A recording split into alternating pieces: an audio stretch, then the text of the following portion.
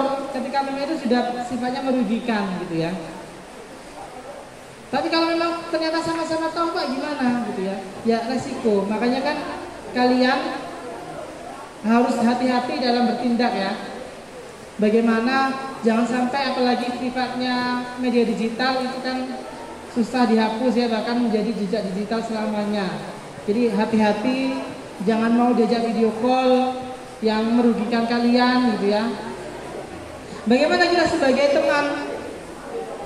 Ya tentu bagaimana kita berempati pada korban ya. Jadi jangan kita menjadi penghakim yang merasa wah ini udah rusak nih gitu ya. Bagaimanapun letakkan dia sebagai korban yang mendapat kerugian ya. Kan harusnya dinikmati berdua ya. Jadi bicara kekerasan seksual ini bukan bicara tentang itu benar atau salah, itu berakhlak atau dajjal gitu ya, bukan. Tapi tentang bagaimana kita melihat aktivitas seksual itu sama-sama disepakati atau adanya keterpaksaan. Meskipun kalian pacaran gitu ya, ternyata salah satu pasangan itu hasratnya tinggi pengen gitu ya, dan melakukan kegiatan dan kalian dipaksa, itu juga bagian dari kekerasan seksual. Jangan takut untuk melapor gitu ya. Buktinya apa ya, nanti mungkin divisum atau apa gitu ya. Kan pasti beda lah ya kalau dipaksa sama enggak gitu ya. Kalau dipaksa kan pasti ada kekerasan fisik ya. Gak mungkin kalau enggak kekerasan fisik ya. Tapi kalau sama-sama suka pasti kan mengalir baik gitu ya, ngalur gitu ya. Nah, teman-teman harus konsen terhadap itu. Apalagi kalau korbannya tadi perempuan. Nah ini yang anomali sering terjadi di media sosial. Biasanya korban itu selalu dianggap orang yang paling bersalah. Para ciri-ciri sadar ya bahwa apapun latar belakangnya, korban tetaplah korban. Jangan terus malah dihakimi lagi gitu ya, bahwa oh ini nggak berakhlak, udah emang orangnya bejat dan sebagainya gitu ya. Pandang dia sebagai orang yang harus kita dukung, kita posisikan dia harus orang yang kita lindungi. Jangan justru menjadi mentalnya down lagi gitu ya. Ada nggak yang mau di posisi korban tadi? Tentu enggak ya. Sebejat-bejatnya orang ketika aibnya kebongkar kira-kira bakal happy nggak? Atau jangan bangga gitu, oh video saya kebongkar gitu, kayaknya enggak ya. Nah mental itu harus dijaga, apalagi teman ya. Oke lah kita kecewa mungkin ya, duh kok teman saya ternyata bejat gitu ya misalnya ya.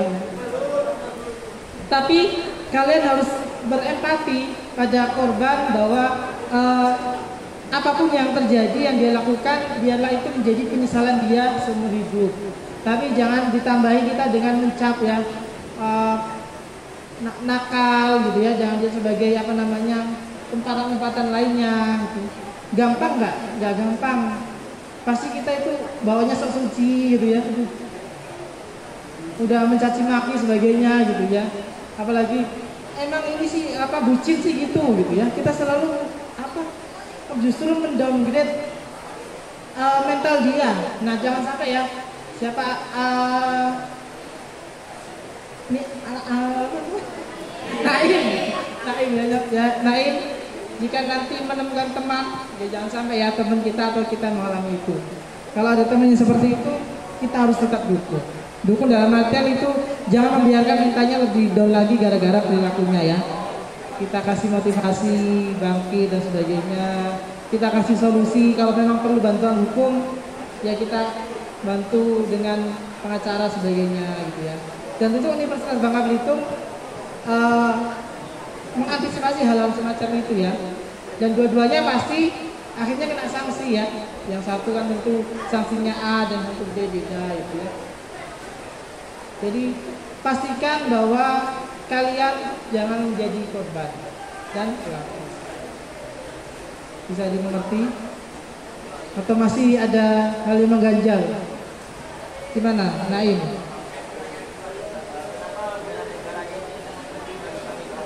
Oke, nanti Pak Reza yang jawab itu ya.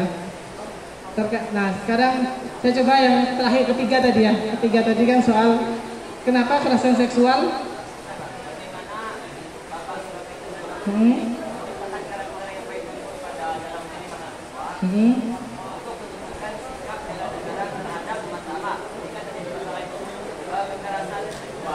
Oke, baik. Jadi tadi ada prinsipnya bagaimana kita menjaga kedaulatan negara dalam konsep kekerasan seksual tadi. Jangan sampai menoleransi apapun tindakan kekerasan seksual. Ya. Semakin kita memberi ruang pada tindakan-tindakan perilaku kekerasan seksual, berarti kita justru merapuhkan negara. Ya. Misal ada temannya yang jadi korban video XX gitu ya, malah kita viralkan, itu kan bisa mengurangi citra baik negara, institusi. Ya, kalau kalian tahu itu tindakan yang salah, segera laporkan ke pihak yang semestinya menangani. Jangan sebarkan di grup gitu ya, jadi bahan gibahan gitu ya. Nah itu yang malah nggak baik. Menyikapi hal-hal ini karena kita itu luput, karena kita udah terlanjur kepo ya. Tadi yang udah lanjut, kalian tahu nggak ada ini sobat mana-mana. Ya kalau orang itu niatnya baik untuk memperbaiki keadaan, kalau ternyata orang itu tujuannya justru ingin menghancurkan UBB sebagai institusi pendidikan, kan jadi nama baik UBB juga runtuh. Ya. Jadi jangan hanya dipandang bahwa kan memang salah gitu ya. Jadi kalian juga harus tahu batasan mana yang kira-kira ini itu potensinya merusak nama UBB atau tidak. Jadi jangan dikit-dikit juga diviralkan misalnya ya. Ada kasus ini viralkan, langsung aja laporkan ke pihak yang memang berwenang menangani itu. Universitas Bangka Belitung memastikan setiap tindakan-tindakan yang merugikan yang sifatnya kekerasan seksual akan dipindah. Nah, kalau kalian sudah memahami konsep itu, maka negara kita juga nggak akan mudah dihebohkan dengan hal-hal yang sifatnya video-video shoot tadi gitu ya. Misal tiba-tiba nanti muncul video pemimpin kita gitu ya, yang video XX-nya nyebar, terus kita malah ikut meramaikan. Negara lain malah senang gitu ya, wah negara ini bentar lagi hancur karena pemimpinnya ini. Jadi menyikapi hal-hal yang sifatnya link XX ini kan ini ya, menarik ya perhatian ya. Banyak orang yang bagi link gitu ya. Tanpa sadar kita itu justru meramaikan hal-hal yang negatif itu. Dan itu pasti mengancam negara kalau sudah konteksnya besar gitu ya. Negara akan mudah dihancurkan, mudah diprovokasi dan sebagainya. Nanti Pak Reza lebih banyak bisa menjelaskan terkait itu. Oke, terima kasih. Masih ada yang belum terjawab tadi Mas? Yang terkait itu ya, bela negara itu. Oh iya. Oke, terima kasih Mas Naim ya. Saya jawab. Oke. Kenapa teman-teman penting? Karena utamanya, apalagi karena kita punya visi yang besar ya. Tahun 2045 ini kita pengen jadi negara adidaya. Seperti itu ya. Yang akan membawa Indonesia kepada keemasan itu atau disebut dengan Indonesia emas, ya pemuda hari ini. Ya kenapa? Karena orang-orang yang sekarang menjabat pemerintah sekarang, kalau kita tambah usianya menuju tahun 2045, maka mereka sudah masuk pada masa pensiun atau pada masa tidak produktif lagi. Sedangkan secara kalkulasi oleh Badan Statistik, Indonesia 2045 kenapa disebut Indonesia emas? Karena jumlah angka produktifnya jauh lebih tinggi daripada jumlah angka tidak produktif, bahkan sampai sekitar 80%-an ya. Artinya apa? Ini adalah tanggung jawab teman-teman. Kenapa dikaitkan dengan bela negara penting? Karena pemuda yang selain dia memiliki kompetensi intelektual dan juga sikap, namun juga dia punya sikap nasionalisme atau patriotisme, cinta tanah air, itu yang akan menunjang negara maju. Ketika masyarakat atau pemudanya intelektualnya bagus, kompetensi skillnya bagus ya, skill kompetensinya bagus, tapi dia tidak cinta terhadap negaranya, apa yang akan terjadi? Kemungkinan besar dia akan lari ke tempat lain yang lebih memajukan dia. Apa dia tinggal di Jerman, apa dia tinggal di Inggris tanpa memberikan dampak secara langsung kepada negeri.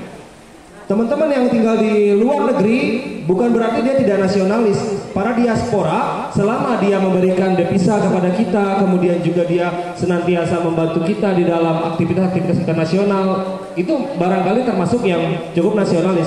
Tapi di satu sisi, ketika kita acuh, bahkan kita tidak mau tahu lagi terhadap negara, kamu sebagai yang punya skill kompetensi bagus, kamu masuk ke Angkatan Laut Amerika Serikat. Kamu yang pertaniannya bagus, kamu ikut program di Jepang, kamu jadi warga negara Jepang, kemudian tidak pernah sama sekali datang ke Indonesia ataupun membantu ke Indonesia di dalam kancah internasional. Nah, seperti itu yang harus kita hindari, ya. Jadi bela negara itu lagi-lagi bukan hanya tentang kita tembak-tembakan, tapi salah satunya tadi terhadap profesi teman-teman dari kelautan, maritim kita. Tahun 2045 kamulah nanti yang akan jadi manajer, yang akan menjadi komisaris, ya, amin. Yang pertanyaan juga sama, 2045 ketika kamu sudah memiliki tanggung jawab itu, karena kita nasionalismenya minim, patriotismenya nggak ada, aset kita jual. Pulau Bangka ini besar. Kalau dihitung pulau-pulau kecilnya, ada kita 100-an lebih. Pernah hitung nggak? Nggak pernah ya. Coba tengok di statistik itu. Indonesia ini ribuan, di Pulau Bangkanya banyak banget. Satu aja besar pulau kita jual ke Amerika. Ya kan? Nah, ini adalah salah satu bentuk bela negara yang harus kita lakukan. Salah satunya adalah dengan tidak bersikap seperti itu, ya, menjauhi tindakan-tindakan yang merugikan negara hari ini maupun di masa depan. Kalau kamu lihat Freeport hari ini sering menjerit kita, ya, kenapa Indonesia kok bodoh sekali jual Freeport yang tambang emas itu kepada Amerika. Ternyata jauh sebelum itu, orang Indonesia zaman dulu melakukan kontrak karena mengira Freeport dulunya hanya sebagai lumbung tembaga, ya kan? Lumbung tembaga. Kemudian ternyata setelah digali-gali oleh orang Amerika, oleh PT Freeport itu, ternyata di dalamnya ada emas. Siapa yang merasa menyesal? Ya kita juga, rakyat juga. Nah, jangan sampai kita pun seperti itu, ya. Kenapa pemuda harus bela negara? Punya kapasiti di dalam nasionalisme, patriotisme, supaya teman-teman tidak hanya memikirkan teman-teman sendiri, diri sendiri. Kalau kita hidup memikirkan diri sendiri tanpa memikirkan bangsa, ini akan jadi masalah, ya, akan jadi masalah. Banyak terbukti orang-orang sering terjadi oknum-oknum, ya. Kenapa dia korupsi, ya kan? Kenapa dia melakukan suap? Kemarin terakhir, ya, Bangka Belitung berapa ratus triliun itu, ya, dalam bidang timah. Kenapa bisa seperti itu? Karena dia hanya memikirkan diri sendiri, ya. Sikap-sikap seperti itulah yang harus kita jauhi, ya.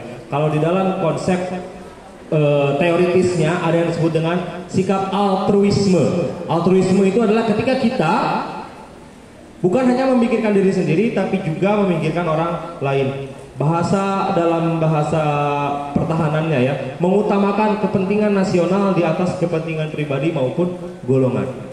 Itu yang diharapkan pemuda-pemuda ke depan, ya. Jadi bukan hanya mementingkan kepentingan pribadi dan golongan saja, ya. Jangan hanya memikirkan kekayaan sendiri, tapi juga bagi negara. Gitu ya, Mas Naim, ya. Masuk pertanyaannya. Oke, ada tambahan cukup? Terima kasih, Pak. Terima kasih atas pertanyaannya, dan untuk teman-teman semua, maaf atas kata-katanya yang kurang baik. Maaf kata-kata saya tadi mungkin menyinggung lah. Maaf semuanya. Terima kasih. Enggak menyinggung kok, ya. Enggak menyinggung kok. Jangan merasa bersalah gitu loh, Mas Naim. Santai aja kok, ya. Selama kita tidak menyebutkan namanya, selama kita tidak menyebutkan ciri-cirinya, itu tidak menyinggung. Aman, ya. Oke. Tadi ada satu lagi pertanyaan, Mbak siapa, silakan. Mbak Stefan. Oh, udah. Itu Stefan. Silakan.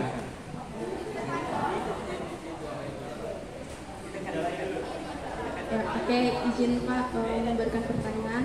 Pertanyaan saya tadi udah diborong sama Naim, tapi saya ada satu lagi. Bagaimana cara kita mensosialisasikan bela negara kepada masyarakat atau pemuda-pemuda Indonesia, sehingga bela negara itu sendiri berdampak pada pendidikan dan untuk kehidupan yang berkelanjutan. Oke, cukup. Namanya siapa? Arnita. Arnita. Oke. Mbak Arnita ya, tepuk tangan dulu buat Arnita ya. Jawabannya pertanyaannya mantap sekali. Gimana caranya bela negara ini disosialisasikan kepada masyarakat? Ya, oke. Kita lihat dulu permasalahan hari ini. Secara pertahanan Indonesia tidak sedang berada di dalam ancaman yang tinggi. Artinya kita bukan sedang mau perang tuh. Kita nggak kayak Ukraina, kita nggak kayak Rusia ataupun kayak Israel ataupun Palestina. Ya. Tapi yang sekarang menjadi permasalahan kita adalah dalam ketahanan, baik itu secara ekonomi, ya kan, lingkungan, ya, sosial dan lain-lain. Ini yang sedang menjadi masalah. Bagaimana caranya bela negara ini sampai kepada masyarakat? Salah satunya adalah mulai dari diri kita sendiri. Masalah yang ada di Indonesia saat ini, menurut teman-teman apa? Masalah apa? Korupsi, oke. Kemiskinan, nah ini yang saya tunggu, kemiskinan. Terus apa lagi? Apa? Pengangguran. Apa? Toleransi, ya. Toleransi apa lagi? Yang kadang sering dilupakan itu adalah masalah pendidikan. Bagaimana caranya bela negara itu sampai kepada masyarakat? Ya salah satunya melalui sosialisasi atau dalam hal ini pendidikan. Ya, bela negara ini sekarang sudah masuk ke dalam karakter. Ada 18 nilai karakter yang dilakukan oleh Kemendiknas ya, yang disosialisasikan oleh Kemendiknas. Nah, bela negara adalah salah satu bentuk yang seharusnya senantiasa diutamakan. Pendidikan itu penting, makanya semuanya berawal dari pendidikan. Tadi disebutkan ada kemiskinan, ada pengangguran. Kenapa muncul kemiskinan dan pengangguran? Salah satunya karena angka pendidikan itu minim. Dan jauh-jauh lah kita ngomongin di wilayah luar, di Bangka Belitung aja dulu. Sering disampaikan kan oleh universitas sosialisasi bahwa salah satu angka partisipasi kasar di kita itu sangat rendah. Apa sih angka partisipasi kasar? Angka teman-teman yang lulus SMA ataupun SMK melanjutkan ke perguruan tinggi. Dari 34 provinsi 2023 lalu ya, sebelum ditambah 4 lagi. Dari 34 provinsi yang ada di Indonesia, menurut kalian Bangka Belitung berada di urutan nomor berapa? Ya, kata kuncinya berada di tidak di atas. Berarti di daerah-daerah bawah. Berapa kira-kira? 7 dari 34 kok 100, 11 dari 100. Ya. Oke, berapa? 6, posisi ke-6 berarti tinggi ya. Di atas. Berapa? 36 dari 34. Ya, dari 34. Berapa? Hah? 8, 9, berapa lagi? 11, 19.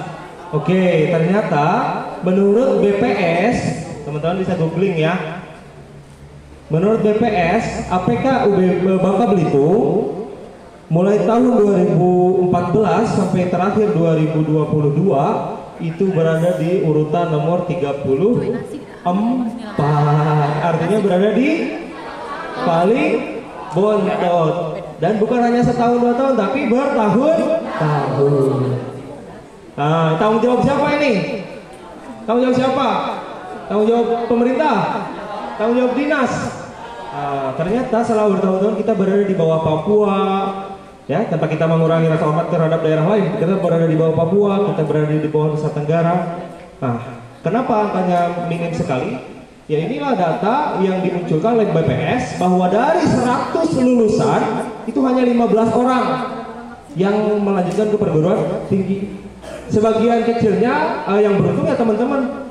Ya, jadi teman-teman termasuk yang beruntung melanjutkan ke perguruan tinggi. Tepuk tangan dulu lah buat teman-teman ya. Faktanya, ini fakta yang mengejutkannya, angka yang minim itu ternyata didasari bukan karena faktor ekonomi saja. Setelah saya teliti sedikit demi sedikit ya.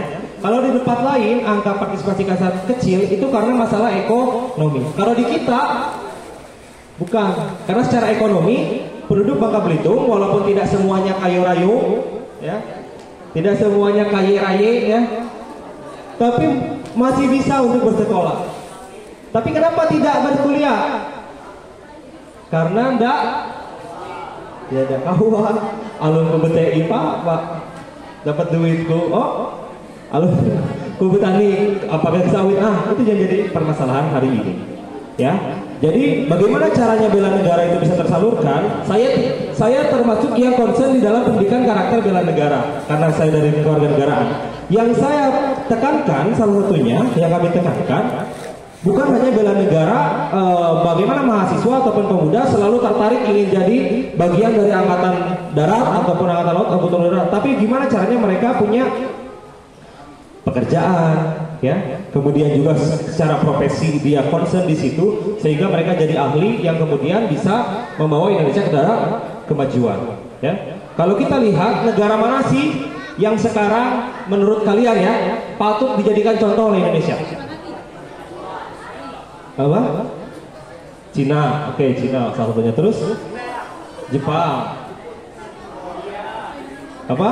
Singapura, ya. Ini negara-negara tetangga kita aja dulu ya. Cina, India, Cina, Singapura dan Jepang ya. Satu lagi Korsel, jangan lupa.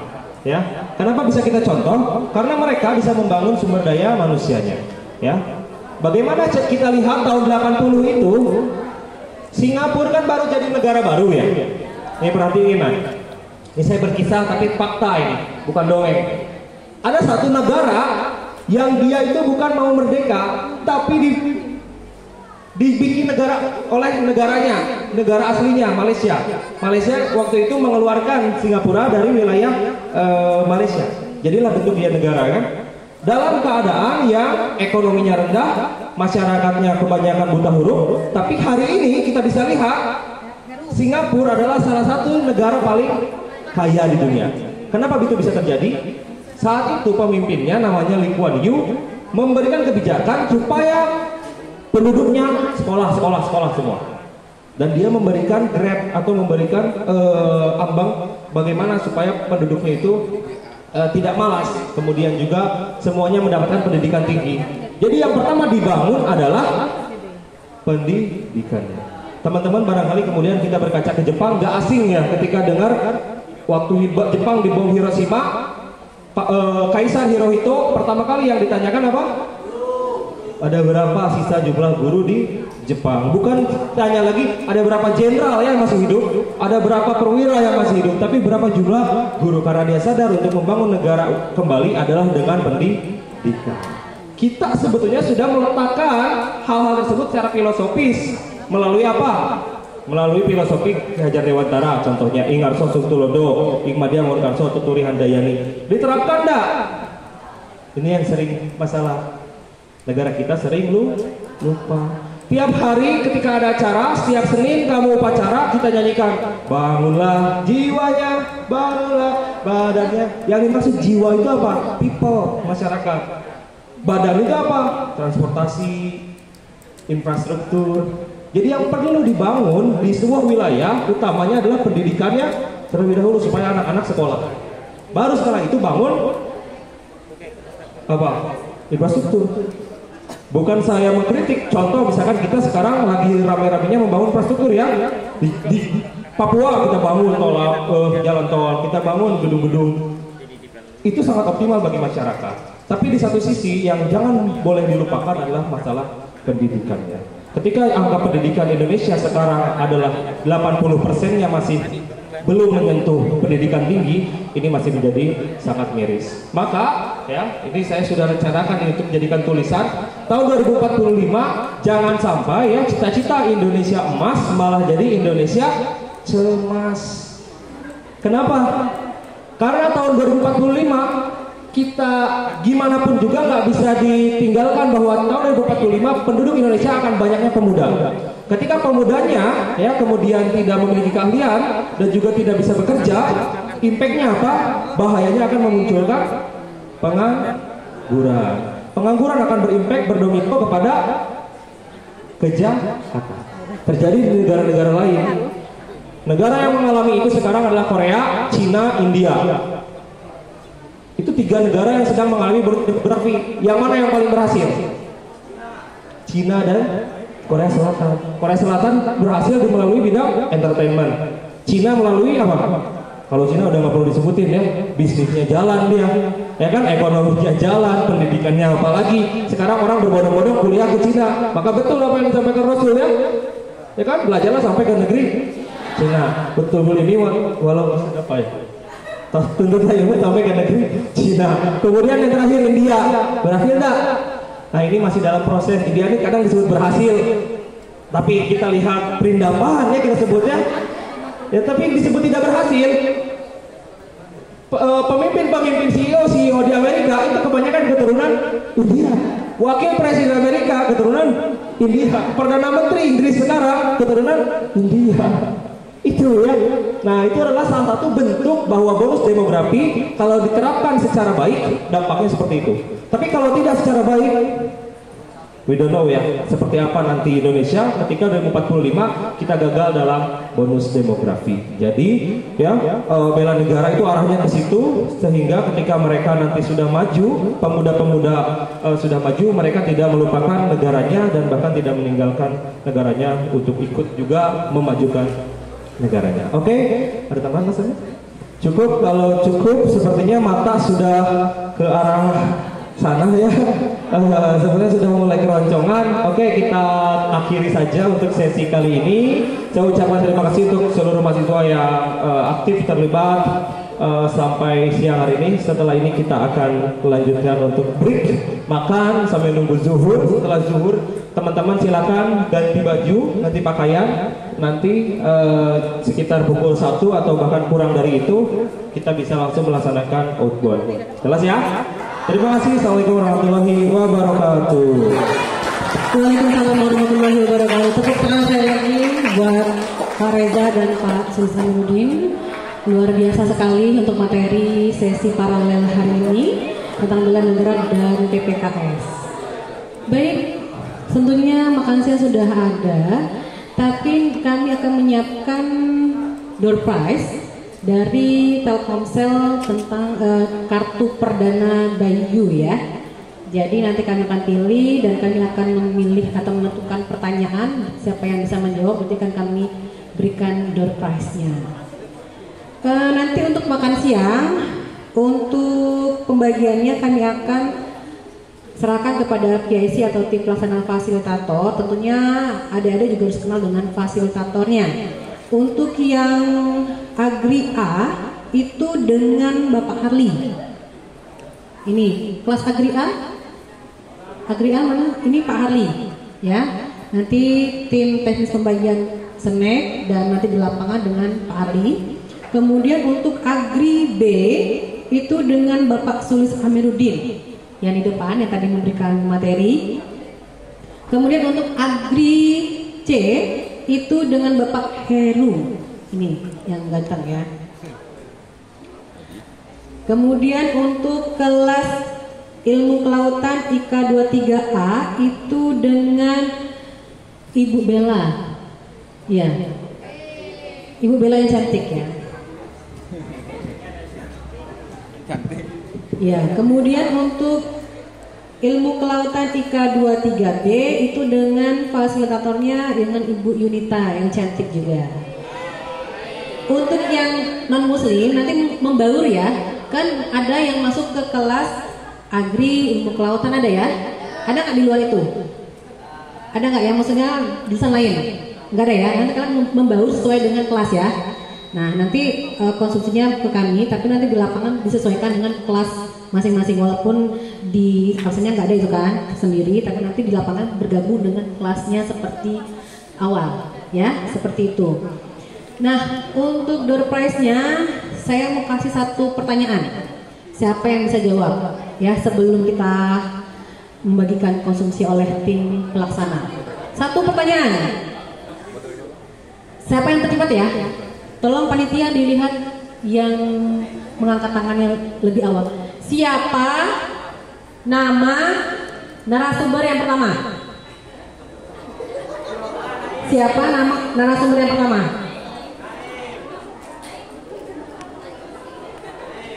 Iya, coba dua. Ada mic-nya enggak?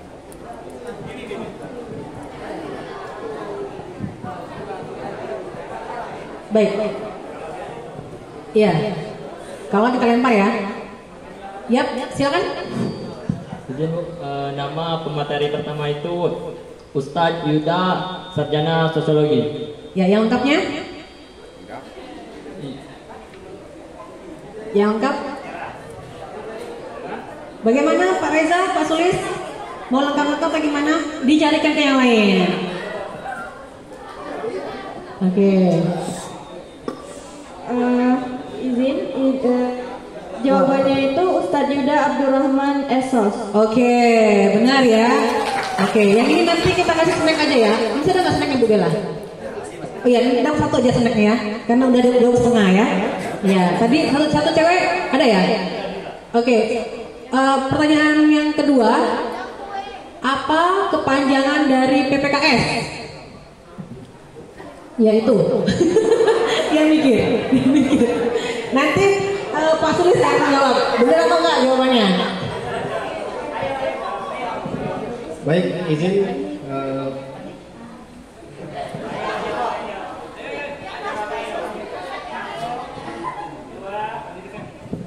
baik, kepanjangan dari PPKS ialah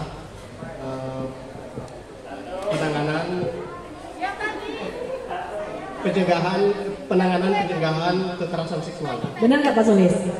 Kurang tepat. Ayo.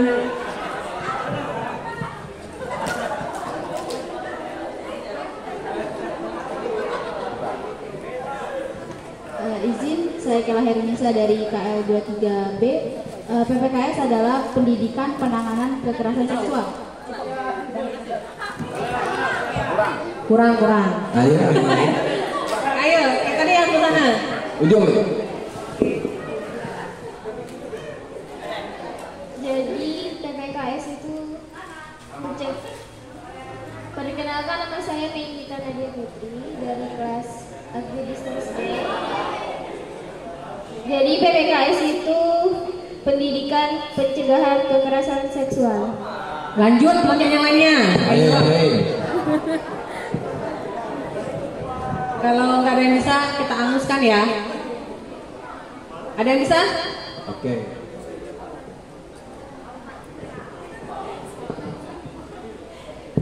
Perkenalkan, saya Aisyah Ramadhani. Jadi PPKS itu adalah pencegahan dan penanganan kekerasan seksual.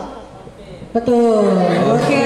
Satu lagi kami mohon Pak Reza bisa memberikan pertanyaan, melemparkan pertanyaan satu yang bisa dijawab oleh adik-adik. Silakan Pak. Yang susah apa yang kamu? Silakan Pak. Yang agak mikir aja ya. Iya, yang nggak mikir. Peraturan tentang disiplin di Universitas Bangka Belitung tertuang dalam peraturan nomor. Oke. Yang biru. Kamu kan udah dapat kue. Kasih Baik, lagi. untuk menjawab pertanyaan Bapak tadi, peraturan nomor 20 Pak, tahun 2021. Iya, betul. Betul. Kami mohon ke 3 orang yang tadi berhasil boleh maju ke depan. Door prize-nya langsung diserahkan oleh Pak Sulis dan Pak Reza. Oke, silakan maju ke depan. Maju. Iya. Maju. Yang tadi yang jawab ini maju, silakan maju. Ayo maju silakan. Maju, ayo. Bukan baju biru, belakang satu, ya. Ke depan. Ini nomor cantik nih. Maju dulu. Ya, maju. Apa yang boleh dan tidak boleh dilakukan di UBB? Karena kampus negeri satu-satunya harusnya mentalnya tadi itu ada kebanggaan ya, bangga menjadi mahasiswa UBB. Setelah bangga, berarti kemudian menjaga nama baiknya. Setelah menjaga nama baiknya berarti harus menyumbang prestasi. Ada yang sudah menyumbang prestasi untuk UBB?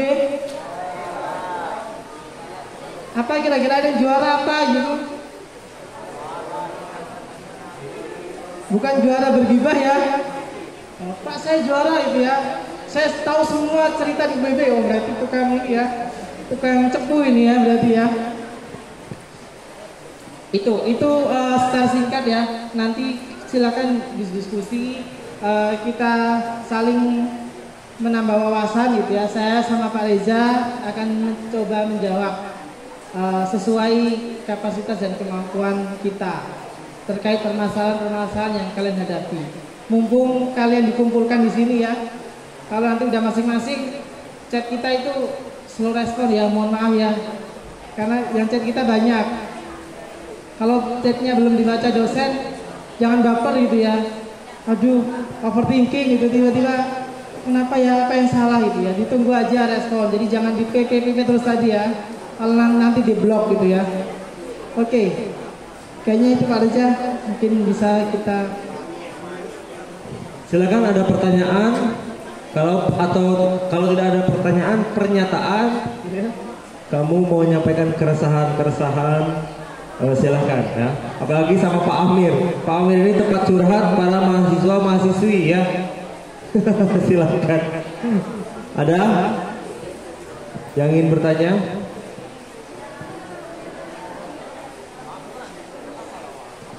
Enggak bertanya ini ada dua ya, antara paham banget sama enggak ngerti sama sekali ya.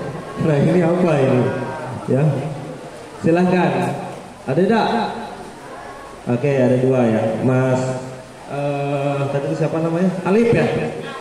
Hah? Naim.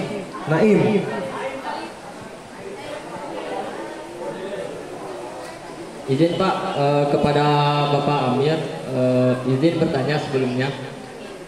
Jika di UBB ini terjadi sebuah kasus ya Pak, jika ada dua orang laki-laki, misalnya satu pasangan laki-laki dan perempuan, melakukan sebuah video call,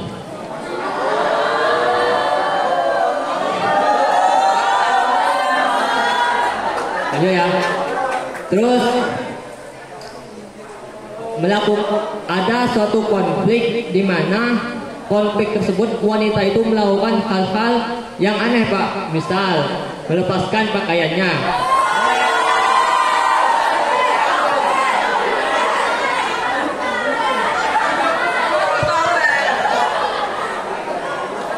terus tanpa diketahui si cewek tersebut, cowok itu memvideokan atau merekam layar. Terus kalau terjadi setelah itu satu cowok dan perempuan itu pisah, ibaratnya itu putus ya. Terus maka cowok itu mau balas dendam, maka dia memposting hasil video call tersebut, dan video tersebut viral. Jadi pertanyaan saya, bagaimana kita sebagai mahasiswa atau teman terdekat dari korban tersebut melakukan pembelaan terhadap permasalahan tersebut jika permasalahan tersebut misalnya si cewek itu mengadu kepada hakim atau sidang. Terus saya ingin bertanya kepada Bapak, bisakah Bapak menjelaskan kenapa bela negara ini sangat penting bagi kami sebagai mahasiswa? Terus pertanyaan ketiga,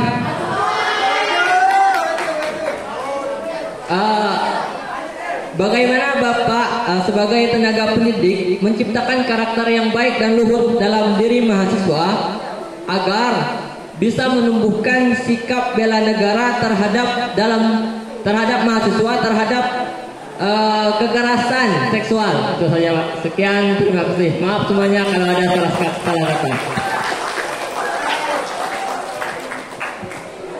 Berarti udah tahu videonya ya. Oke. Saya coba jelaskan dari sudut pandang korban, gitu ya. Apa yang tadi dijelaskan oleh siapa namanya? Naim. Nah, apa yang disampaikan oleh Naim itu kasusnya berarti kira-kira masuk pada kekerasan seksual nggak? Sebelum saya jawab. Masuk nggak? Masuk ya, masuk pada kekerasan seksual. Karena apa? Meskipun mereka atau kalian yang tadi ya kasusnya itu pasangan gitu ya, tapi kan tidak disetujui oleh korban ya dalam perekaman tadi ya, kecuali udah setujui. Katakanlah kasus artis yang viral ya, bikin video plus itu gitu ya. Nah, ketika diselidiki ternyata sudah disepakati oleh kedua belah pihak. UBB berarti kan harus sadar, Universitas Bangka Belitung ini adalah kampus satu-satunya kampus negeri, ya, universitas negeri, bener nggak? Jangan-jangan nggak tahu ya, jangan-jangan UBB ini swasta gitu ya. Ada yang menganggap UBB ini swasta, angkat tangan. Udah semester 2 gitu ya. Tahu nggak rektornya siapa? UBB. Dapat, ntar lagi orang ntar. Nah, alhamdulillah ya. Tahu, kalau nggak tahu dipecat dari ini ya, dari mahasiswa. Nah, Pagi. Oke. Agribisnis mana? Oke, ada ininya enggak? Kalau saya sebut agribisnis ada jargonnya ada? Ada. Oke. Agribisnis.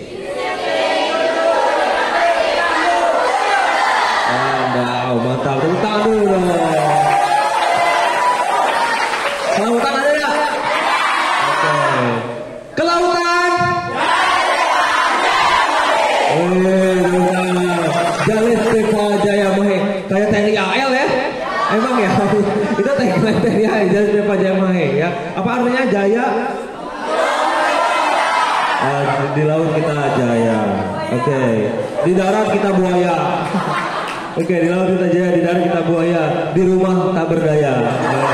Itu tagline saya ya. Oke, teman-teman mahasiswa, pada saat ini kita akan masuk ke sesi yang kedua. Ini pematerian, sebetulnya panel dari kami tim dosen ya. Nanti barangkali juga bergabung Ustadz Kurnia. Di sesi ini kita lebih santuy aja ya. Barangkali dalam pemaparannya ada beberapa materi yang akan kami sampaikan. Yang pertama terkait bela negara, kemudian integritas mahasiswa, lalu ada juga PPKS nanti disampaikan oleh Pak Amir ya. Kita di sini tidak ada layar, jadi diperhatikan saja teman-teman. Kami harapkan bisa memahami apa yang kami sampaikan. Pertama terkait bela negara ya. Terkait bela negara, saya sampaikan sebagai dosen kewarganegaraan bahwasanya bela negara ini merupakan suatu hak dan kewajiban. Pertanyaan saya, jadi sebetulnya yang lebih utama itu dalam bela negara hak atau kewajiban? Karena hak dan kewajiban justru berbeda ya. Hak atau kewajiban? Apa bedanya hak dan kewajiban? Angkat tangan dulu. Mana ini? Kelautan atau agribisnis nih? Coba lah. Mana? Tidak ada. Ini dari sini. Apa beda hak dan kewajiban? Hak, apa bedanya hak? Silakan Mas.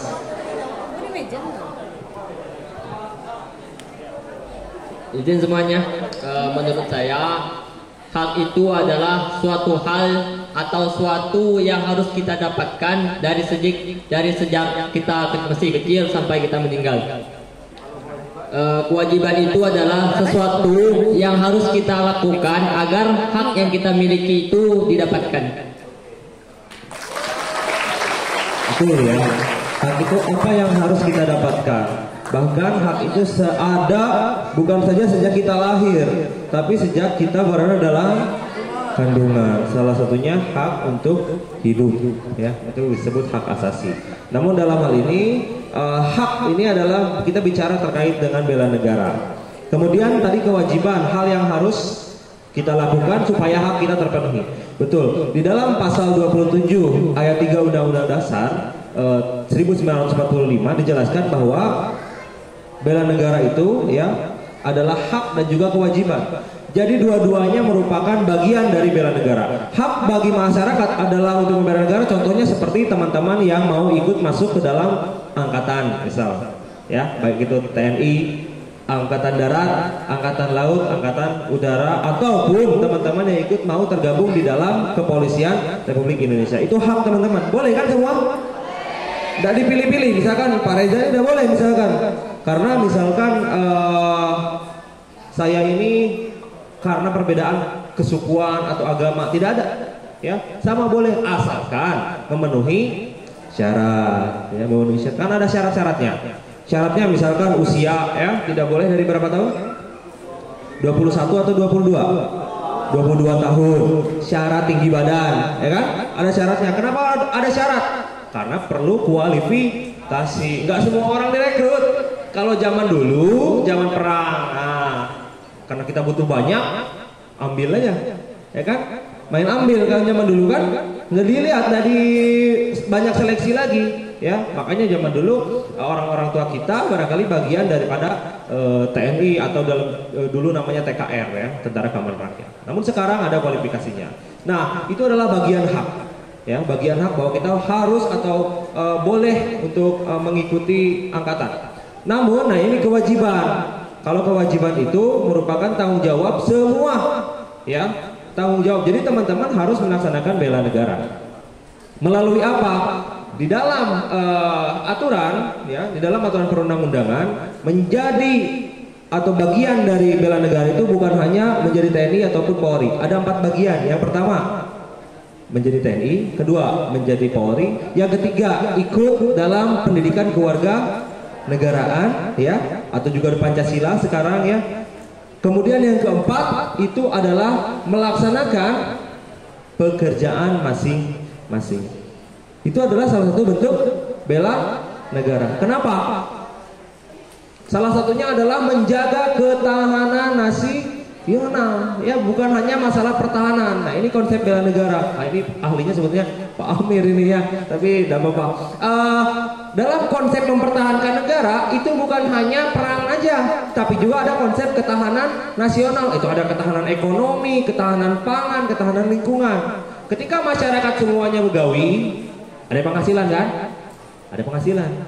Maka ketika masyarakat punya penghasilan semua, otomatis pasti kesejahteraan juga bisa diciptakan. Makanya di dalam konsep bela negara itu diharapkan masyarakat juga bisa bekerja di situ, ya, sesuai bidangnya masing-masing, ya. Sebaliknya, kalau enggak bekerja, apa dampaknya? Pengangguran. Pengangguran akan membawa kepada kemiskinan, ya. Kemiskinan akan membawa pada minimnya kesejahteraan. Kesejahteraan minim, maka akan muncul dampak-dampak yang lain. Dampak ikutannya itu, ya, dampak berikutnya, efek dominonya adalah bisa memunculkan kriminalitas, ya, kejahatan, minimnya ketertiban sosial. Itulah pentingnya bela negara, ya. Kalau di negara lain sudah mulai dilakukan adanya wajib militer. Pertanyaan saya, setuju enggak kalau ada wajib militer di Indonesia? Setuju enggak? Kenapa setuju? Coba. Kenapa setuju? Angkat tangan dulu lah. Kenapa setuju? Nih belum bicara agribisnis nih. Kenapa setuju? Ya, Mas.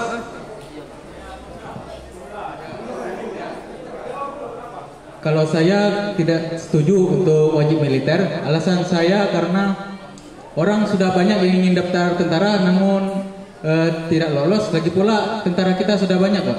Terima kasih. Terima kasih, Mas. Siapa tadi namanya? Hah? Renaldi, ya, Renaldi. Kata Renaldi tidak perlu, kita juga nggak perlu diwajibkan juga, mau yang banyak, yang maunya juga banyak, ya. Oke, terima kasih Renaldi. Ada tapi yang menginginkan wajib militer itu harus diwajibkan? Coba KL, silakan Mas. Kenapa Mas? Assalamualaikum warahmatullahi wabarakatuh.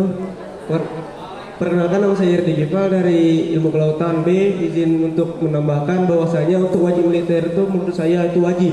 Dikarenakan seperti yang kita ketahui, Indonesia ini merupakan negara maritim yang mempunyai beberapa aspek-aspek letak-letak geografis yang sangat penting dan memiliki banyak negara luar yang ingin mengambil. Dan juga seperti yang kita ketahui, TNI kita maupun AD AL udara sangat minim. Dan banyak tentara-tentara kita itu yang berusia sudah lansia dan wajib untuk pensiun. Jadi di negara kita ini sangat kekurangan militer.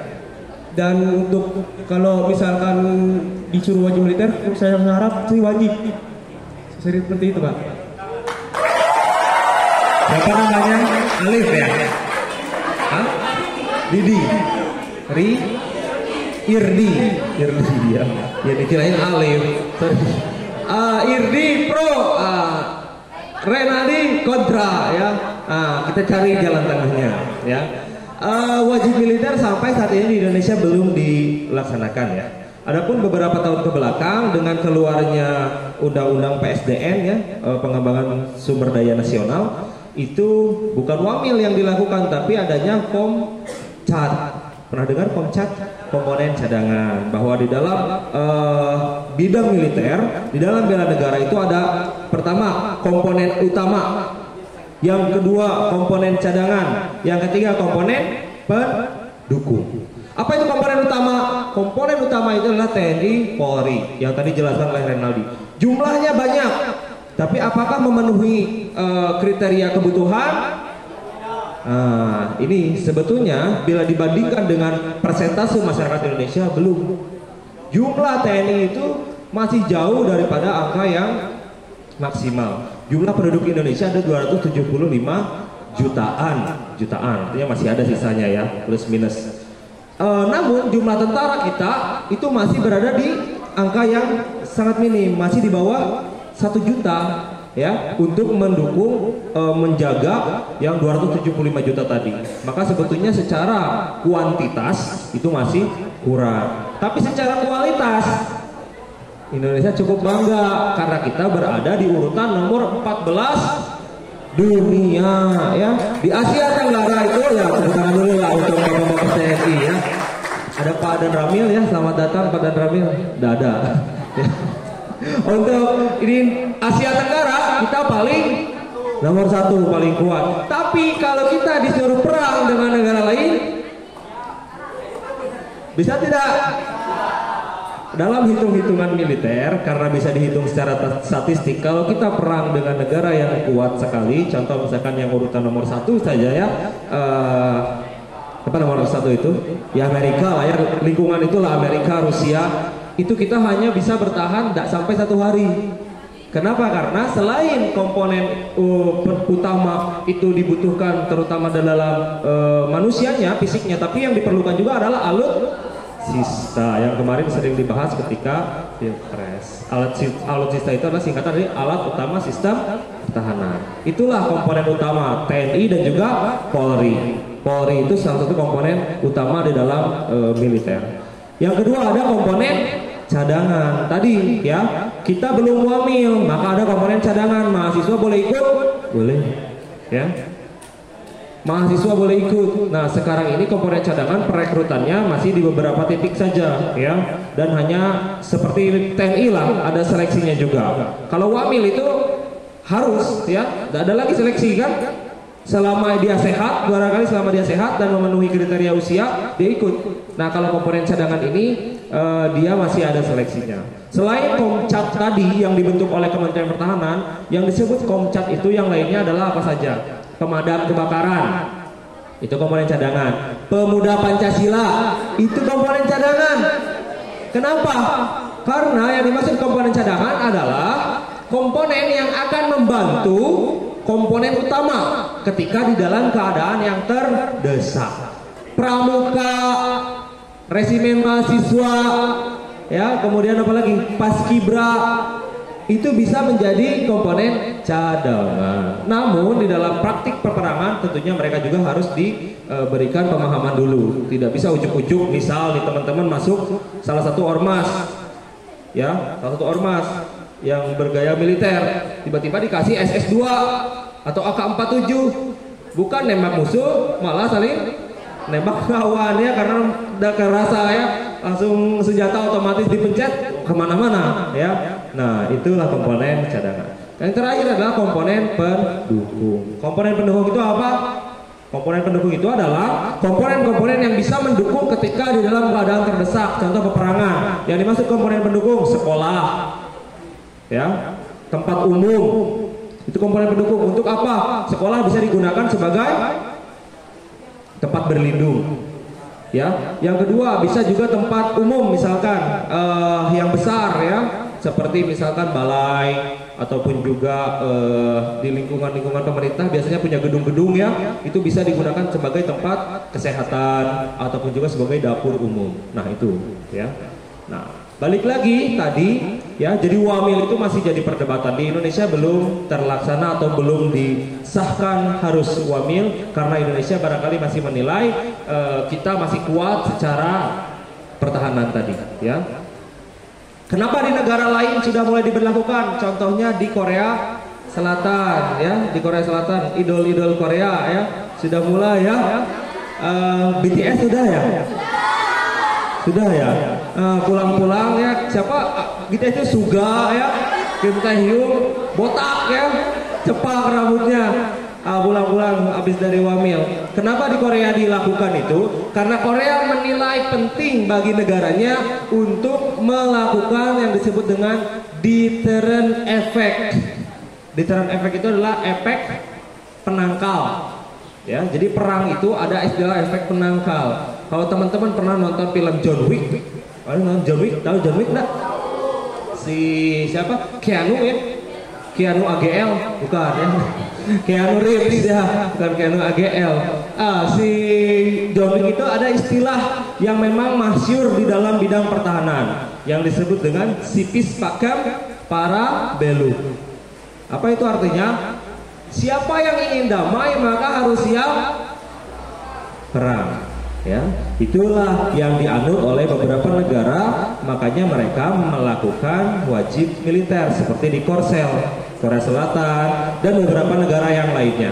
Untuk apa? Supaya suatu waktu mereka meletus, pecah perang, negara bisa mengerahkan anak-anak mudanya ataupun juga terutama adalah laki-laki bisa ikut berperang. Ya, terutama negara-negara yang memang sangat panas dengan tetangganya. Korsel punya musuh, musuhnya tidak jauh-jauh, tetangganya sendiri, namanya Korea Utara. Ya, negara-negara lain yang memang punya masalah dengan tetangganya biasanya melakukan deterrent effect. India, dia bikin senjata nuklir. Kenapa? Karena tetangganya juga bikin senjata nuklir. Siapa? Pakistan, ya kan? Seperti itu ya, mereka ada ketakutan-ketakutan ya. Indonesia belum sampai sana karena kita merasa tetangga kita itu baik ya, good neighbor ya. Apa begitu bagus? Ya secara sosiologis bagus, tapi secara pertahanan itu kurang bagus karena kita terlalu husnuzon terhadap tetangga-tetangga kita ya, seperti itu ya. Jadi perlu ada rasa takut di dalam bidang pertahanan. Utamanya bagi kita sebagai mahasiswa, teman-teman, bela negara yang bisa dilakukan oleh teman-teman, utamanya adalah tadi yang nomor 4, yakni melaksanakan apa? Profesi sesuai yang kalian mampu. Kamu di bidang kelautan, maka optimalkan di bidang kelautan itu, ya.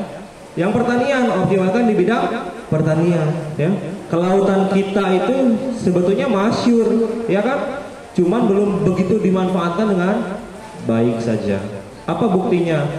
Buktinya dalam stigma. Kita masih menilai bahwa Indonesia ini adalah negara yang dipisahkan oleh laut. Betul?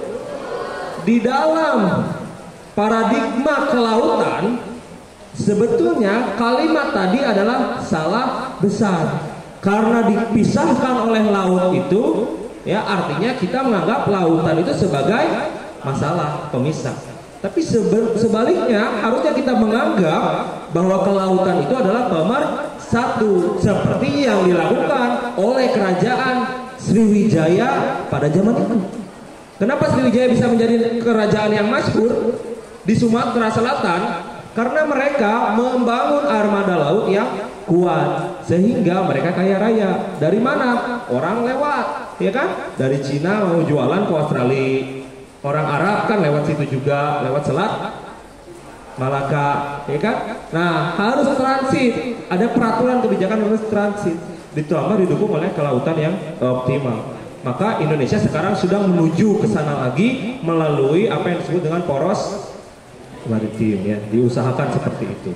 Nah, ini di dalam bidang pertanian kita sebagai negara agraris. Bagaimana caranya supaya negara kita ini aman, damai, kemudian juga jauh dari peperangan? Maka kita salah satunya bisa mengutamakan pertanian tadi, bisa menjadi maju, kemudian kita bisa menjadi negara yang kaya. Maka ketika kita menjadi negara yang kaya, itu akan ada yang disebut dengan bargaining position, ya, posisi tawar di dalam kelangsungan kehidupan internasional. Jadi orang lain akan mikir dua kali ketika mau melawan kita. Kenapa? Karena secara ekonomi kita kuat, ya. Itu salah satunya dampak dari peningkatan ataupun juga usaha-usaha masyarakat di dalam profesi untuk bela negara. Jadi bela negara nggak melulu tentang dor, ya. Ya, Pak, saya udah bela negara, Pak. Latihan terus saya di mana? Di PB. Oh, bukan PB, sekarang apa? PUBG, ya. Saya udah bisa, Pak, apa senjata saya? Oh, banyak, Pak, ya. Udah bisa saya nembak. Tapi praktiknya bisa enggak? Belum tentu, ya. Maka teman-teman optimalkan saja di dalam profesi teman-teman. Karena itulah salah satu bentuk bela negara. Saya sebagai dosen, ya, ini pendidikan, melakukan perkuliahan, ya, tenaga kependidikan, berusaha memfasilitasi teman-teman di dalam berkuliah. Itu salah satu bentuk bela negara, ya. Jadi bela negara tidak melulu tentang angkat senjata, saling baku tembak, ataupun juga wajib militer. Baiklah, itu saja dulu dari saya. Kita lanjut dulu ke Pak Amir, ya. Kita sepertinya panel karena beberapa materi harus kita sampaikan. Selain bela negara, nanti ada materi tentang PPKS dari Pak Amir. Nanti saya tambahkan lagi sedikit di akhir materi tentang integritas dan etika, ya, integritas, etika, dan sedikit barangkali nyerempet ke UBB-an oleh Mas Amir, ya. Oke, itu dulu. Terima kasih. Kita lanjutkan oleh Pak Amir.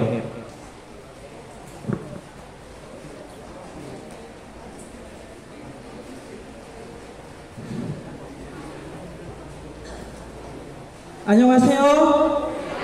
Alhamdulillah deh. Assalamualaikum warahmatullahi wabarakatuh. Masih semangat? Agribisnis?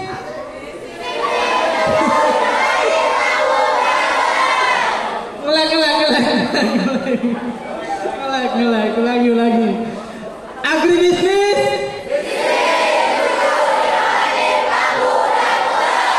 Oke. IKN?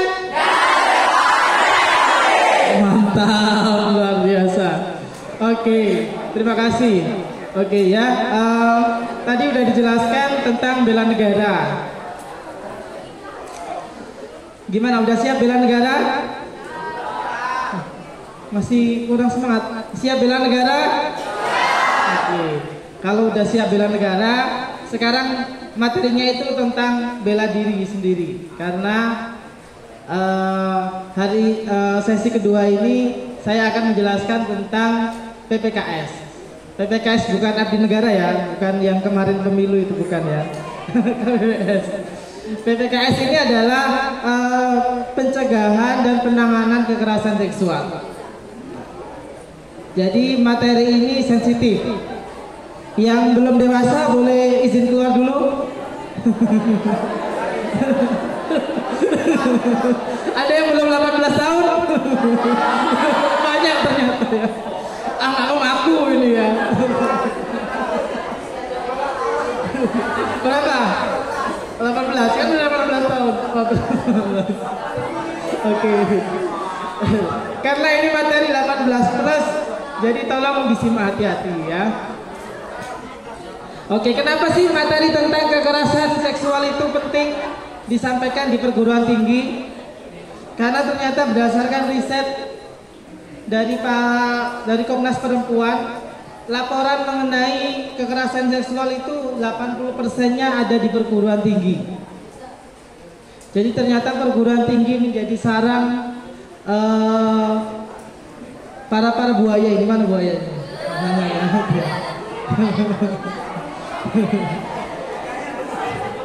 Jadi ternyata perguruan tinggi sebagai lembaga pendidikan faktanya justru menyimpan aib terkait kekerasan seksual. Tolong buaya-buaya belakang dengerin dulu. Ya. Maka akhirnya pemerintah melalui Kemendikbud mengeluarkan peraturan yang sifatnya mengajak semua instansi pendidikan perguruan tinggi di seluruh Indonesia, baik yang negeri maupun swasta, untuk menjalankan pedoman bagaimana apabila ada laporan-laporan yang sifatnya kekerasan seksual. Sehingga aturan itu diharapkan meminimalisir terjadinya perilaku-perilaku yang bisa mengancam diri, ya. Ini tentu tidak hanya korbannya perempuan gitu ya, laki-laki juga bisa menjadi korban pelecehan seksual. Oke. Apa saja sih bentuknya kekerasan seksual itu? Ada yang tahu? Ya, kekerasan seksual itu pertama tentu dari verbal dulu. Verbal ini biasanya bisa verbalnya itu verbal ucapan langsung maupun teks ya. Misalnya kalian yang suka gabut DM-in orang gitu ya. Halo. Kira-kira kalau aku chat ganggu nggak ya?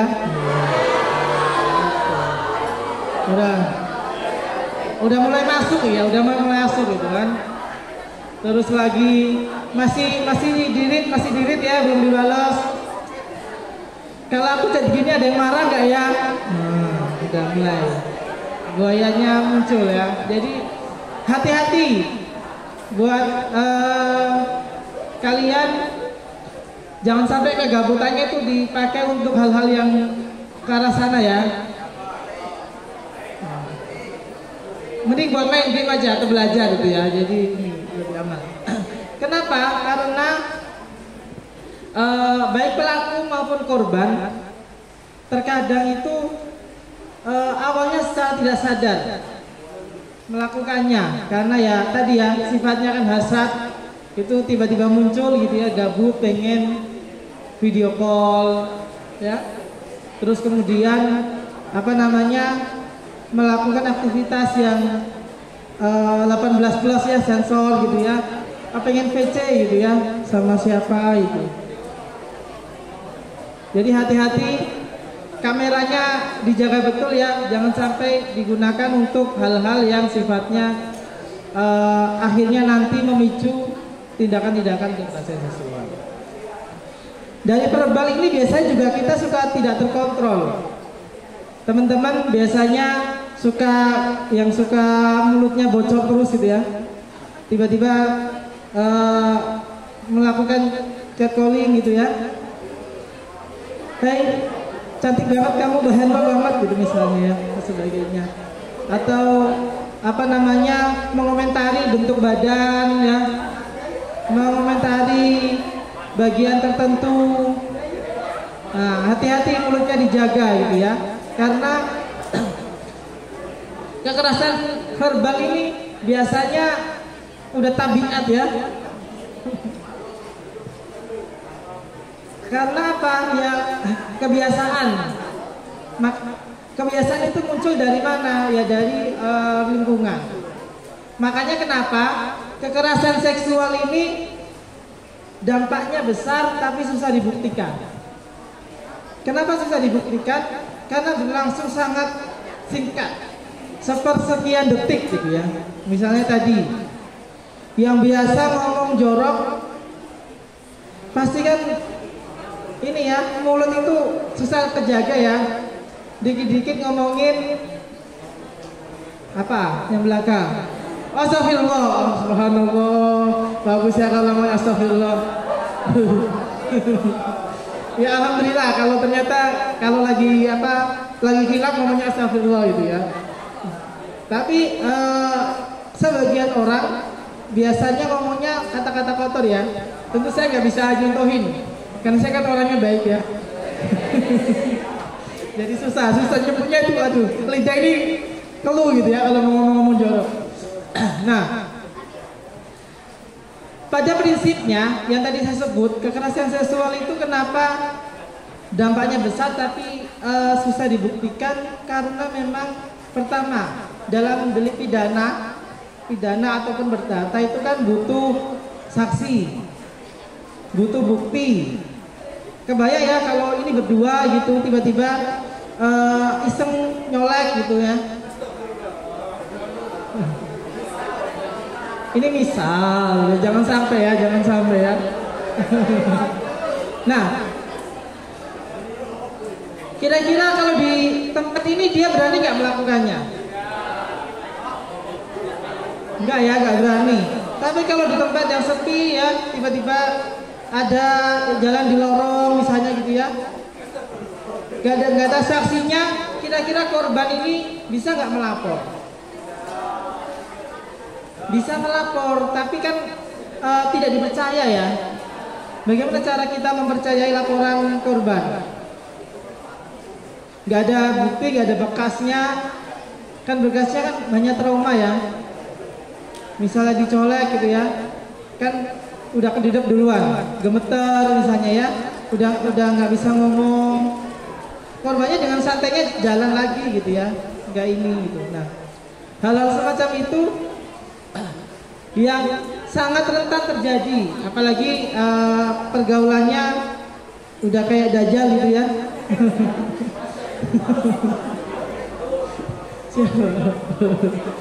Nah ini hati-hati ya. Untung ini tadi apa? Insya Allah inilah malaikat semua ya, karena kan dijaga gitu ya, sama ini ya, sama ini gitu ya. Kenapa begitu? Karena orang-orang yang biasanya ngomongnya jorok tadi itu kan nggak terjadi 1-2 hari ya, tapi udah circle.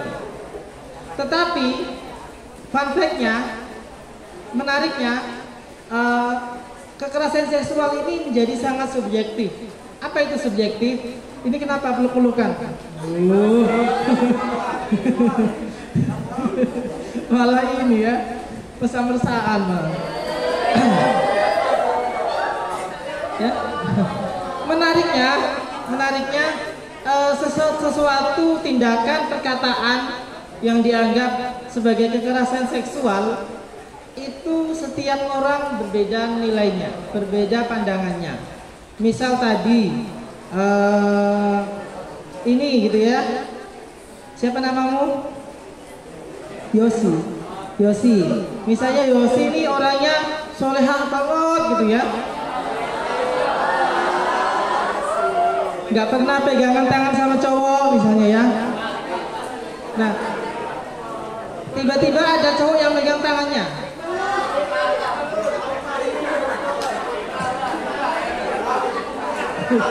Siapa namanya? Malun. Udah ketebak ya wajah-wajahnya ya.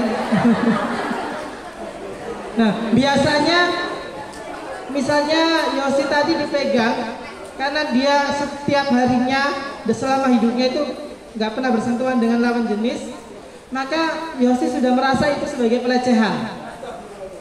Padahal dipegang tangan. Yang bagi orang lain, misalnya bagi siapa namanya? Kolbi ini udah biasa akrab, punya banyak besti cowok misalnya ya. Kalau dipegang tangannya biasa aja gitu ya, karena bagi dia itu masih posisi yang aman. Dipegang tangan, rangkulan misalnya gitu ya. Menurut dia itu masih aman karena itu bukan batas privat dia. Ya, beda ya.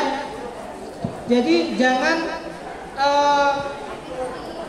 selalu bicara bahwa kekerasan seksual itu hanya disebut kekerasan seksual kalau menyentuh organ intim misalnya.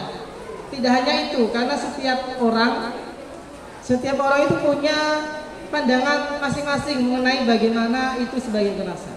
Kalau kita sudah nggak nyaman, berarti itu indikasinya adalah kekerasan seksual. Ya, sama misalnya itu ya, sesama cowok itu ya, tiba-tiba meluk gitu ya. Nah itu juga kekerasan sudah masuk.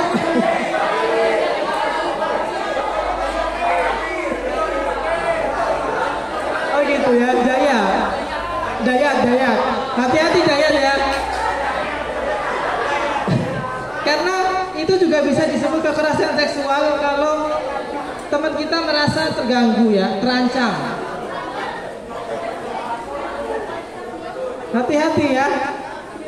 Nah, karena sifatnya yang subjektif tadi, makanya kalian harus belajar banyak kebudayaan orang, harus banyak belajar habit orang lain, nilai ya. Biasanya tiap agama punya prinsip-prinsip tersendiri. Tadi sudah Ustadz sampaikan tadi ya, bahwa terjadi banyak mazhab dan sebagainya, itu juga mempengaruhi bagaimana nilai perilaku manusia itu dalami gitu ya. Ada orang yang tadi nggak mau sentuhan, ya kita harus menghargai. Atau ada orang yang boleh bersentuhan tapi hanya bagian tertentu saja dan sebagainya. Itu juga perlu kita pahami. Ada di sini yang tiba-tiba canggung gitu ya, punya teman yang nggak mau disentuh, nggak mau salaman. Nah, ini berarti harus belajar. Artinya kalian harus belajar, oh ada orang yang memang punya prinsip menghindari sentuhan fisik dengan lawan jenis. Ada juga yang nggak apa-apa sentuhan fisik, tapi jangan sampai baperin anak orang gitu ya. Bilangnya sih statusnya stay halal gitu ya.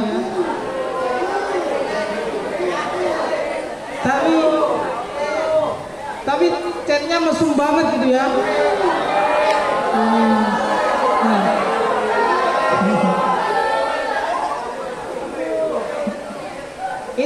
Itu juga salah gitu ya. Karena yang dimaksud sebagai kekerasan seksual itu tadi gak hanya soal sentuhan fisik ya, tapi udah verbal ya, perkataan, udah mengomentari mengidolakan. Kalian yang suka K-pop misalnya gitu ya, ada yang sampai ngeklik komentar di idolnya gitu ya. Aduh gemeter gitu misalnya sebagainya.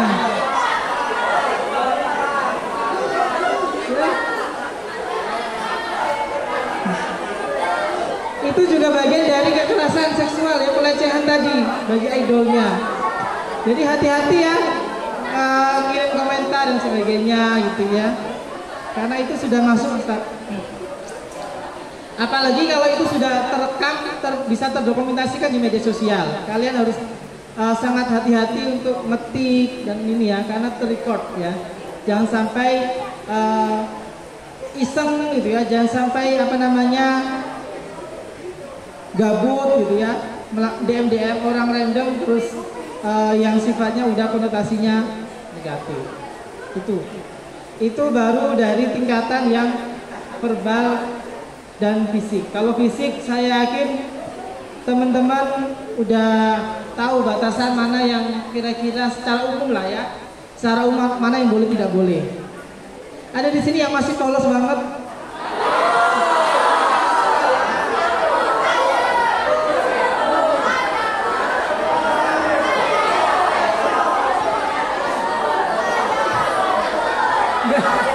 Nggak meyakinkan.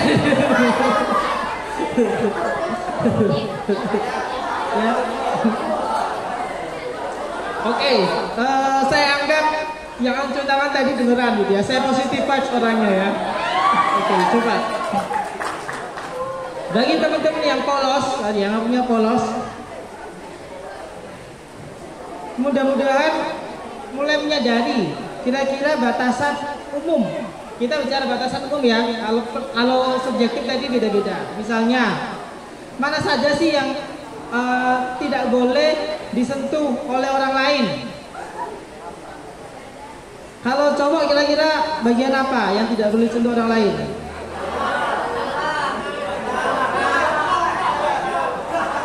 Kepala. Hah? Bokong. Rambut. Nah. Kalian cewek semua ya. Karena semua berharga Jadi itu tadi, kalian harus menyadari bahwa sebagian besar orang itu menjadi terhina kalau dipegang kepalanya. Ya, itu karena bagian dari mahkota, bagian dari harga diri. Jadi itu juga bisa masuk pada konsep kekerasan seksual karena kan sudah merendahkan, gitu, megang, apalagi kalau dielus-elus, aduh, bahaya gitu ya. Apalagi kalian yang love language-nya physical touch gitu, nah hati-hati ya, jangan sampai dikit-dikit megang orang lain gitu ya.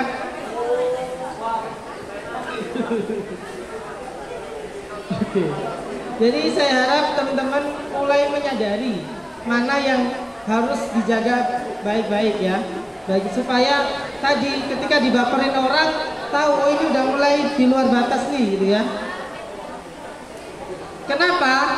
Karena ketika kalian melaporkan tindakan kekerasan seksual dan ketika diselidiki ternyata kalian itu pacaran misalnya, maka itu laporan kalian bisa dianulir sama satgasnya. Oh, kan itu sudah konsen gitu ya, kesepakatan berdua. Karena apa? Yang dimaksud kekerasan seksual itu ketika salah satu pihak dirugikan. Kalau ternyata sama-sama suka ya bukan dirugikan ya. Misalnya pacarnya gitu ya, nyium misalnya sebagainya dan diterima gitu ya, itu bukan ranahnya lagi kekerasan seksual. Tapi kalau ketika tindakan yang dilakukan oleh orang lain itu membuat kita jadi tertekan dan terpaksa, maka sudah bisa menjadi aduan kekerasan seksual.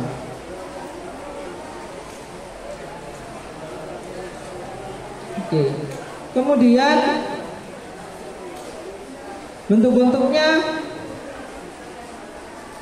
banyak, tentu tadi sudah saya sebutkan ya. Nah, kekerasan seksual tentu gak hanya di kampus, di komunitas, tongkrongan, di kantin, itu sangat rentan. Kira-kira di tempat keramaian. Jadi jangan mengira kalau di tempat ini tidak terjadi kekerasan seksual gitu ya. Bisa saja tiba-tiba temennya iseng nyolek tadi ya, tahu-tahu saking nggak bisa nahan diri, tiba-tiba dicium dari belakang misalnya gitu ya. Itu juga bisa dikategorikan sebagai kekerasan seksual. Jadi hati-hati. Dampaknya apa dampak? Nah ini bagi kalian yang gampang sekali meremehkan tindakan kekerasan seksual. Ada yang bilang, ah Pak cuma dicolek aja apa marah gitu ya, cuma dipanggil Assalamualaikum Ukti gitu aja marah gitu ya. Itu juga bisa bagian dari kekerasan seksual. Karena kalau korban udah gak nyaman ya dipanggil itu, kan meskipun itu kalimat baik, tapi cara penyampaian ya dengan cara yang udah tendensius melecehkan ya menjadi nggak baik. Maka pertama, kekerasan seksual ini dampaknya besar, bisa menghambat prestasi akademik kalian. Jadi jangan sampai menjadi korban maupun pelaku. Yang bagi pelaku ini, jangan mengira pelaku itu juga menang ya, merasa hebat gitu ya, bisa ini. Dalam proses nalar berpikirnya dia juga jadinya kacau, error ya. Yang dipikirin itu mesum aja gitu ya, nggak belajar gitu ya, di kelas bukannya dengerin materi malah mikirnya jorok terus gitu ya, karena udah terbiasa dengan tindakan-tindakan itu bagi pelaku. Apalagi bagi korban. Bagi korban ini dampaknya besar lagi karena menimbulkan trauma. Traumanya yang nggak bisa dijelasin ya, nggak seperti lagu apa itu yang jujur trauma. Beda lebih dalam dari itu. Jadi teman-teman harus hati-hati menjaga diri, menjaga lingkungan, jangan sampai terjadi tindakan-tindakan kekerasan seksual. Kemudian korban bisa kehilangan kesempatan melaksanakan pendidikan. Ini tentu ya, korban akhirnya malu datang ke kampus ya, akhirnya korban putus kuliah. Itu juga bisa terjadi karena dia udah mulai insecure dengan dirinya, udah mulai merasa dirinya nggak berharga dan sebagainya. Jadi hati-hati ya. Kemudian menyebabkan korban-korban lainnya. Jadi kalau kalian sekali aja udah melakukan tindakan itu biasanya ketagihan ya. Dia aja mau, masa yang lain nggak mau. Nah itu juga pemikiran yang salah.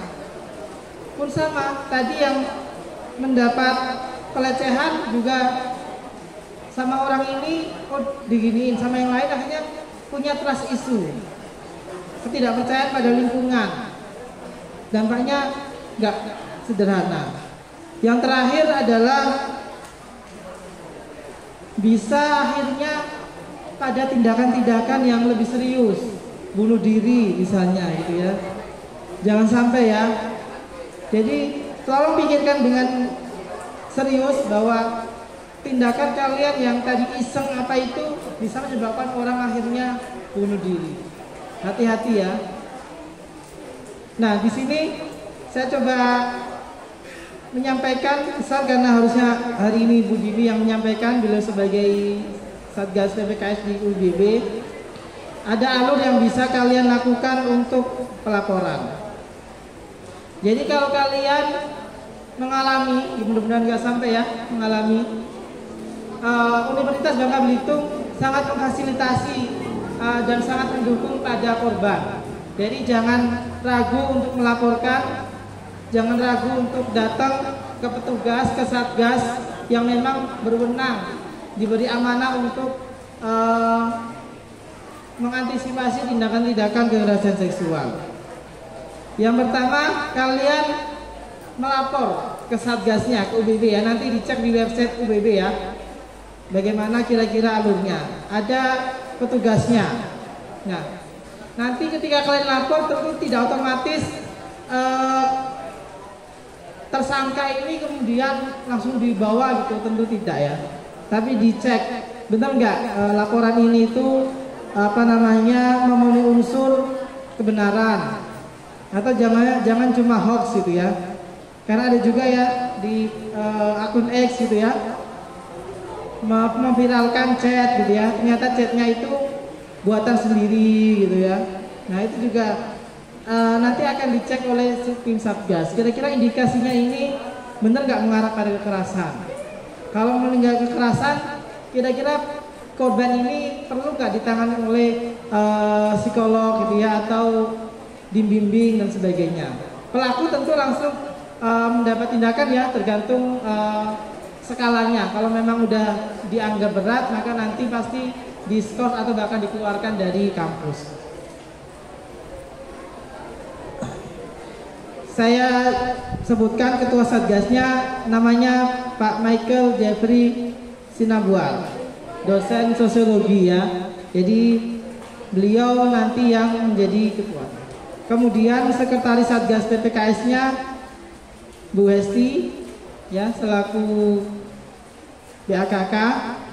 Kemudian anggotanya, nah ini tadi ada Bu Dini, ada mahasiswa juga namanya Kevin dan Novi. Nah nanti kalian bisa cek ini.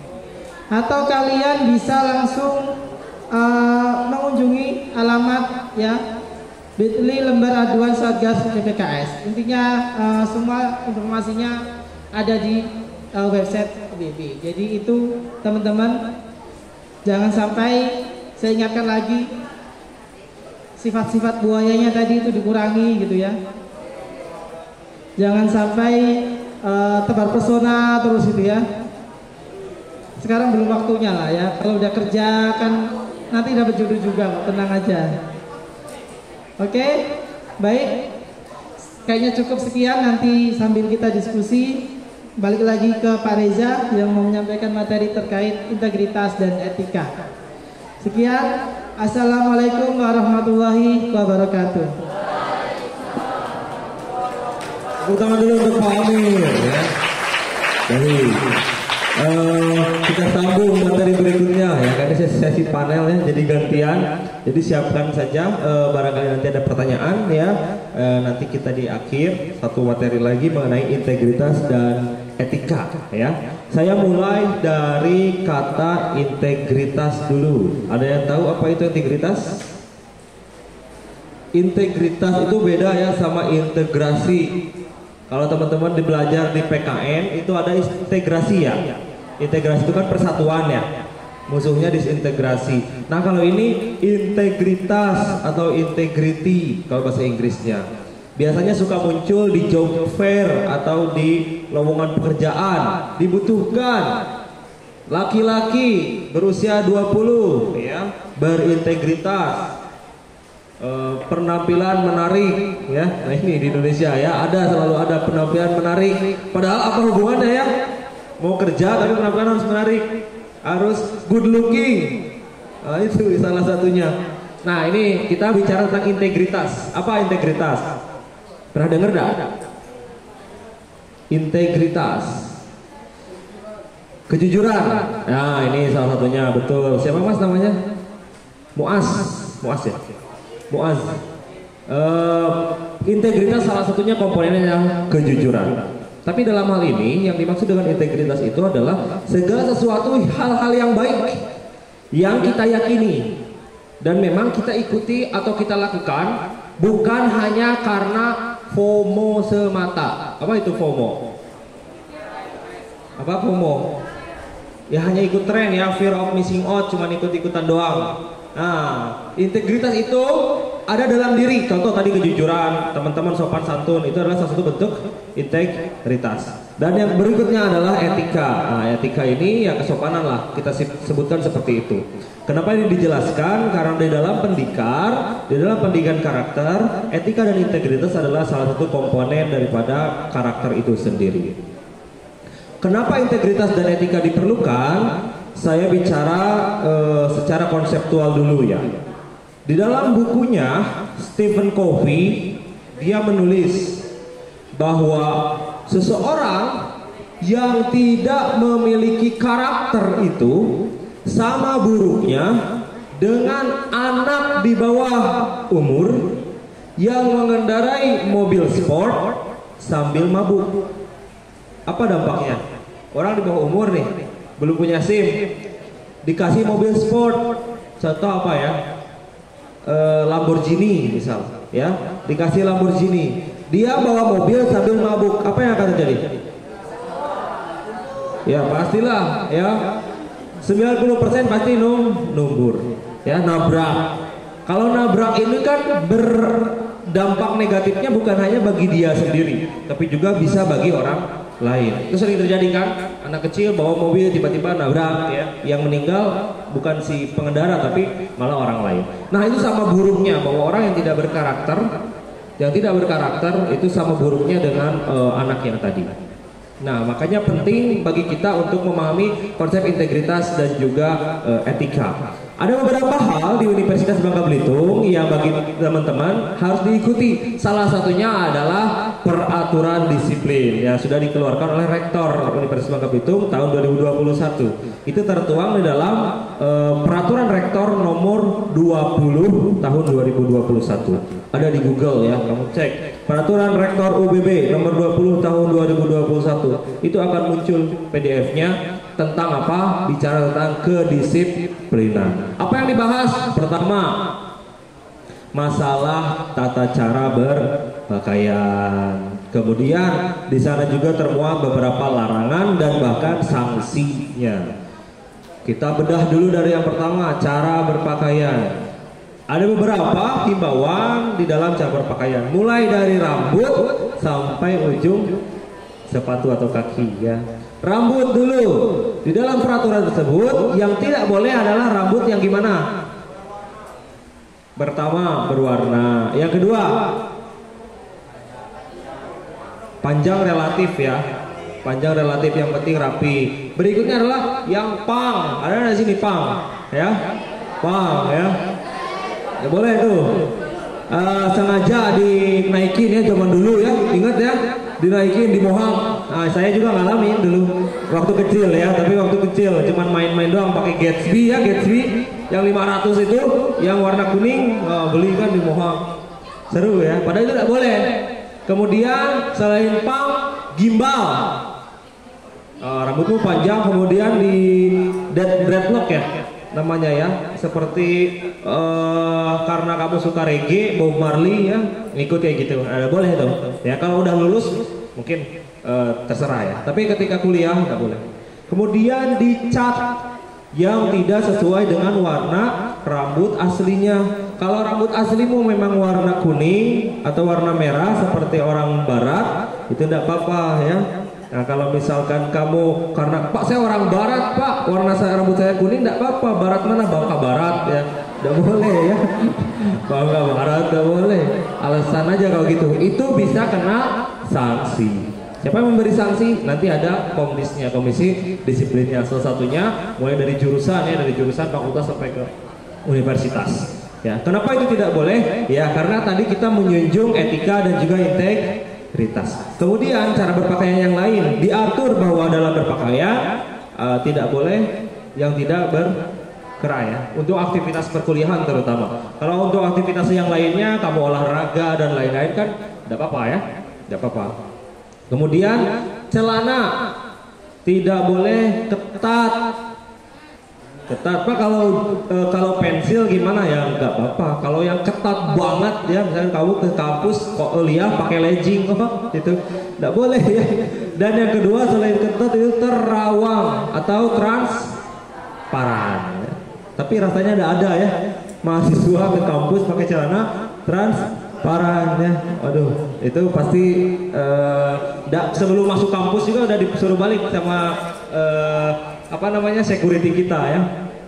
Nah begitu dalam cara berpakaian itu baik laki-laki maupun perempuan sama. Kemudian dalam cara alas kaki itu diatur bahkan tidak boleh menggunakan sandal ya. Pakaian juga nih saya tadi kelupa. Pakaian tidak boleh kurang dari ini berapa ya, 2/3 ya, 2/3. Kamu pakai legbong ke kampus boleh tidak? Tidak boleh kecuali kamu mau main basket ya. Kalau ke kelas kita berkuliah tidak boleh. Itu dalam aturan berpakaian. Kemudian ini tidak termuat di dalam aturan, tapi ini adalah etika umum yang sepertinya harus dipahami oleh mahasiswa. Masalah apa coba? Komunikasi dengan dosen ataupun juga dengan tenaga kependidikan. Komunikasi apa ini maksud? Kalau komunikasi langsung face to face, saya yakin teman-teman sangat sopan, santun dan menjaga etika. Tapi yang jarang sekali terperhatikan dan kemudian sering keliru adalah komunikasi melalui chat ya. Ada beberapa hal yang harus diperhatikan dalam chat ke dosen ataupun ke tendik ya, staf jurusan. Apa yang pertama yang nggak boleh dalam ngechat? So asik di luar jam kerja. Kamu ngechat ke Pak Amir mau nanyain tentang materi Pancasila jam 11 malam ya. Boleh tidak? Tidak boleh ya. Tidak boleh, apalagi ini masalah pekerjaan ya, kecuali memang misalkan kamu dekat dengan Pak Amir, kemudian ada kerjasama ataupun yang lainnya, memang Pak Amir juga memperbolehkan, itu tidak problem ya. Tapi kalau dalam konteks-konteks pekerjaan atau perkuliahan itu harus dipahami bahwa ada jam kerjanya ya. Yang kemudian apa yang sering terjadi? Tidak pakai salam. PPP di mana Pak posisi ya? Nah ini ya, ini kalau keliru ya, disamain sama teman ya, disamain sama teman. Mohon izin Pak, pakai emot ketawa ya. Ini saya juga merasakan begitu ya. Ada aja beberapa ya. Nah, mudah-mudahan enggak lah sekarang ya, jangan sampai lagi. Kenapa? Karena bukan berarti dosen ataupun tendik itu ingin selalu dihargai dan apa, tapi ini etika. Etika ini sudah menjadi aturan umum. Memang tidak disampaikan secara langsung terus-menerus, tapi ini harus kita ketahui, ya, begitu. Kemudian di dalam konteksnya, ya, nah, yang betul itu kan dia ngucapin salam dulu ya, assalamualaikum atau selamat siang, selamat malam, selamat sore, ya. Kemudian baru diikuti dengan perkenalan, nama, ya, kelas, Jangan sampai nyebutin nama aja atau NIM saja. Pak, saya mahasiswa dengan NIM sekian ya. Mana dosen tahu ya? Sebutkan nama, kemudian kelas, lalu sebutkan apa tujuanmu. Yang sering keliru ketika mahasiswa, apalagi mau ke dosen PA nih, mau minta tanda tangan ya, KRS misalnya. Pak, assalamualaikum, misalkan betul tuh. Pak, saya misalkan Reza dari kelas agribisnis C misalkan. Besok saya pengen ketemu Bapak jam 10 ya Pak, ada yang mau saya tanda tangani? Ya, boleh nggak begitu? Nah ini kadang sering keliru. Atau enggak nanya misalkan, Pak, apakah besok Bapak ada di kampus? Ini juga terkesan betul ya. Tapi kalau dilihat lagi secara tata berbahasa itu kurang baik. Yang baik itu seperti apa?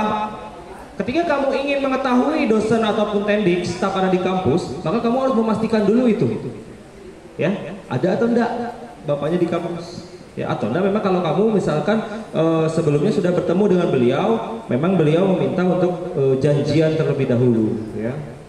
Yang dipastikan harusnya kamu datang dulu ke kampus, lihat misalkan mau menemui Pak Amir, baru sampaikan di sana, Pak, mohon izin saya sudah berada di kampus, kiranya kapan saya boleh menemui Bapak. Nah, seperti itu yang kadang sering keliru ya. Apalagi mahasiswa nembak, Pak jam 10 ya Pak, saya mau minta tanda tangan Bapak di jurusan ke Kajur itu ya, atau ke Ibu Kajur. Itu kadang yang menjadi permasalahan, bahwa etika kemudian integritas jangan sampai kita membiarkan itu kemudian muncul stigma-stigma negatif bahwa Gen Z kurang sopan. Kan ada ya, Gen Z ini terkesan di dalam komunikasi barbar karena terbiasa di dalam chat dan di medsos. Nah, stigma-stigma negatif seperti ini yang harus dihilangkan. Dari siapa ya? Dari kalian sendiri yang melakukan itu ya. Jadi etika kesopanan harus betul-betul diperhatikan ya. Di dalam aturan tadi kita kembali ke peraturan rektor, itu ada 3 ya sanksi. Ada sanksi ringan, sanksi sedang sampai sanksi berat. Sanksi ringan utamanya misalkan tadi kamu pakai rambut ya, rambut dicat, itu masih bersifat teguran ya, masih bersifat teguran. Kalau sanksi sedang ya biasanya ada pemanggilan ataupun surat ya kepada mahasiswa yang bersangkutan. Kemudian yang terakhir itu yang berat, itu bisa sampai mengakibatkan di drop out ya. Sanksi sedang juga atau sanksi ringan ketika memang itu masuk kualifikasi masalah yang diatur di dalam peraturan, itu ada di sana namanya skorsing ya, teman-teman bisa di skorsing ya. Nah, itu diperhatikan bahwa di dalam kita berkuliah tentunya ada aturan-aturan yang perlu dilakukan, baik peraturan yang tertulis di dalam peraturan rektor tadi tentang disiplin maupun juga peraturan yang tidak tertulis berupa etika dan juga integritas. Baik, itu saja dulu dari saya. Silahkan barangkali ada beberapa pertanyaan terkait dengan materi kali ini mengenai tadi bela negara, kemudian PPKS dan juga etika dan integritas. Silakan.